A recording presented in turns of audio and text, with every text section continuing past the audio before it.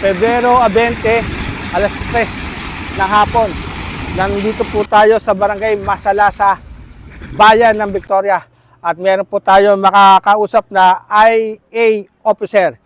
Kuya, magandang hapon. Ay, magandang hapon po. Ano po pangalan ninyo, kuya?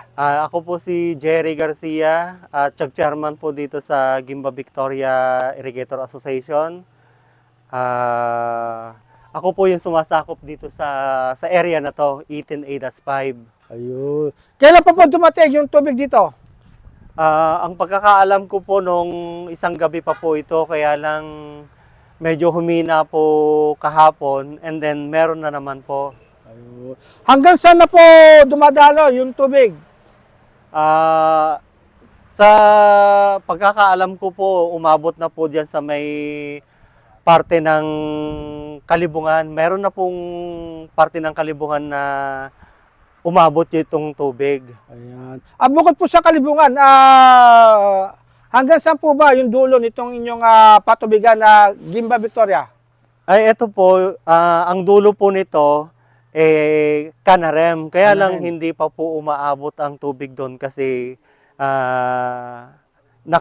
ito pa lang mga sakop ng Masalasa hanggang sa may parte ng Kalibungan ang inaabutan po ng tubig.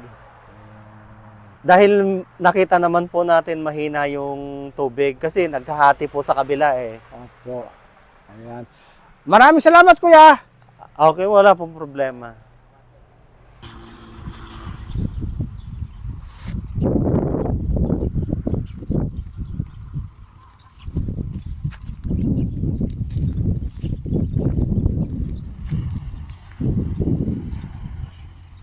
Nandito pa rin tayo sa Barangay Masalasa, Bayan ng Victoria. Alas 3:32 ng hapon. At eto, natempohan po natin ang Vice President po ng Gimba Victoria IA, si Kuya Erwin Ramos. Magandang hapon, Vice. Magandang hapon, kuya. Vice, gaano kahaba po ba itong pinangangasiwaan po ninyong patubigan? Magmula po sa Consuelo hanggang dito sa Mangulago, Canarem, 32 kilometers, kuya. 32 kilometers. Opo. Kailan pa po dumating itong tubig? Pangalawang araw na ngayon, kuya, o yung una? O sa pangalawang rotation? Kahapon lang, kuya. Kahapon lamang po. Opo. At sa mga oras Pangalawang po araw na ngayon eh. Pangalawang araw niya. Sa mga oras po na to, nasa na po tubig?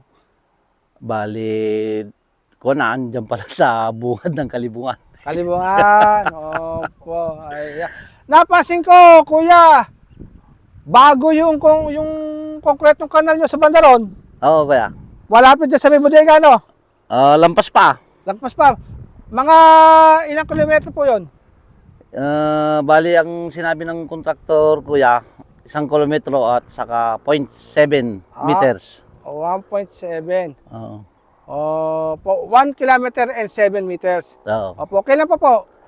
Ito, nagtapos siya nung umpisa ng August, natapos ng November. Ayan. Kailan naman po susunod? Yung susunod, meron pa ba susunod? Ewan ko lang kay Pangulong Villanueva, kuya. Kay Pangulo. Opo. Ayan. Maraming salamat, kuya. Maraming salamat din, kuya.